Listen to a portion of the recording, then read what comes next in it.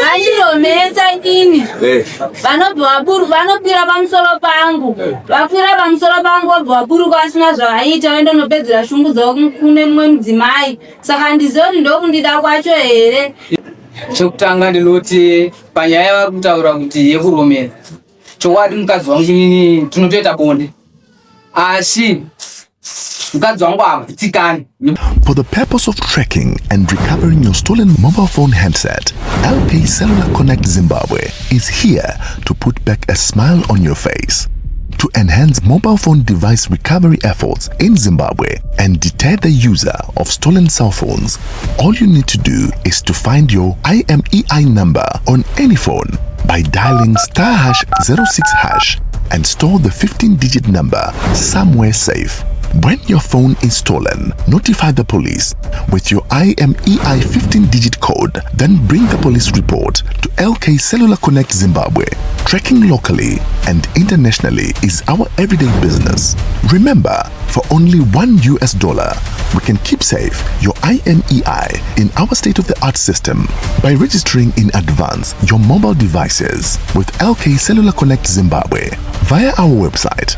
For more info, call our help desk at LK Cellular Connect Zimbabwe. Our business is to combat smartphone theft in Zimbabwe.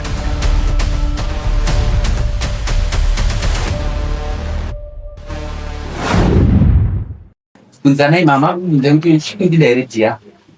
Mufari chai. Andina mama usikidire.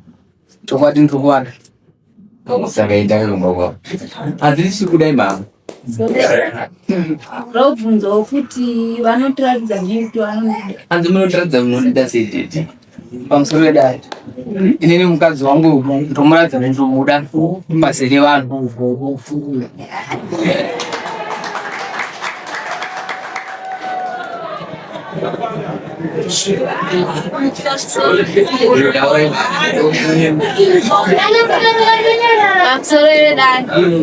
Ini mgundu wangu kuti avandiratidza kundida pane vanhu nhasi nekuti magariro andinoita kumba kwangu naivo vane mumwe mudzimai wavanavo vakauyamba mangu inini vanoti vakandiromenza vakapedza kundiromenza vakauya pamusoro pangu vanoburuka vachienda kune mumwe mukadzi vachienda kunorara nemumwe mukadzi wopedzera shuku dzavo iko kwasina chavaita neni.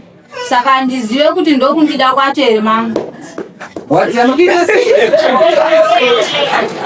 Zati vanondiromenza inini vanopira pamusoro pangu vakwira pamusoro pangu vobva vaburuka vasina zvavaita vaenda kunopedzera shungu dzavo kune mumwe mudzimai. Saka handizive kuti ndokundida kwacho here. Iyezve mwana wandinaye mucheche wandinaye wandikuyamwisa anondiudza kuti ndakamuhura achigara achindirova achindishungurudza achindiudza kuti ndiri hure. Mwana wacho ndikada kumugezisa anotora dhishi achirasira mvura mumba achiti mwana iye hasi wangu ibva naye pano. Saka ndizive kuti ndokundida kwacho here. Ndakamuti ngauye tiende kumagen test tonotestesa mwana. Baba wangu abvisa mari yekuti tiende kunotestesa mwana.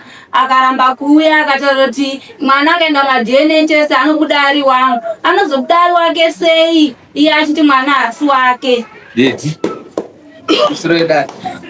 Chokutanga ndinoti panyaya vari kutaura kuti yekuromera. Chokwadi mukadzi wangu inini tinotoita bonde. Asi mukadzi wangu hakutsikani nebonde ratetaita. Alright. Asi romero unaita sei? Tinotoita romero toita bonde. Zvakanaka. Asi hakutsikani.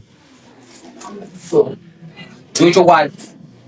Anzi baba amuzitsikani bonde tine. Pamusoro yedaro. Inini bvunzo wangu kuti inini seyaziva handizitsikani.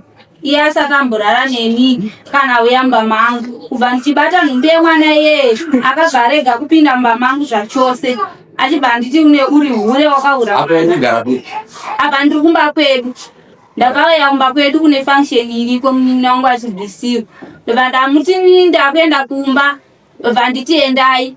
Bati kune mwana we5 years akati mwana uyu inini ndiri kukundika kubhadhira mari paprivate. Saka mwana uyu ndandafunga kuti aende kuhurumende kuchikoro.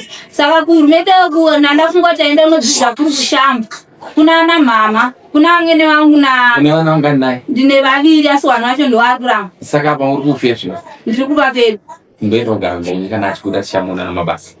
Satauri kana Tenda. I'm sorry mama. Anozotera here kuya kwacho naagara asi kuya asi kutombo. Wari kazvinzwa. Zongera ngongara. Wari wewe. Unoyamswa 15 wanza. Right munowari vangari mese? Ndine vaviri. Vaviri hande kufuma unondo. Mombe mbiri dzedanga. Nhoma yemasungiro 4. Rusambo 2000. Mari $10 yekutokana nati zvakapadare. Asi mbwenda ogara mwawe kusvika taona zvoita sei mudare munotendera kupa uchibhadhara muchera mbiyanosvika wafadza kuita sei kubhadhara musi wa15 unobvewo kana nokuve mbiri zvinobhadhara muchera mbiyanosvika waita sei wapedza asi takaenda kuona kuti mukadzi unotsvaka $10 yekutongana nati zvakapatika pamusoro wedare panyaya vari kutaura kuti mwana nekuenda kwawakaita kumba shuwa inini mukadzi wangu ndakarasa mvura nokuda kuti ndakasvika pamba nchibva kubasa kuseni ndatotakura chikafu no zvese zvazvina basa handachikumbira kuteerera handisi kuramisa kutaudza zviri ndazvinzwa asi ndoda kuti kandisvika kuti ngatindoita ichinyakare chokutenderana kuna mbuya nasekuru tanga wadzokera bheki kumba tonoati makadideki tatenda mama wanzwisisa zvinoita muchikadze asi ndachikumbiro panyaya yamataura epfuma ndikumbiro mukana wekutsvaga indotsvaga tanga wamboita tonoratidza kuti ukarose $10 yati zvako yekutongana nati zvako ari kuya kuzosaina pakashimanya yana $10 yana hanisi ezvara yautore tsoka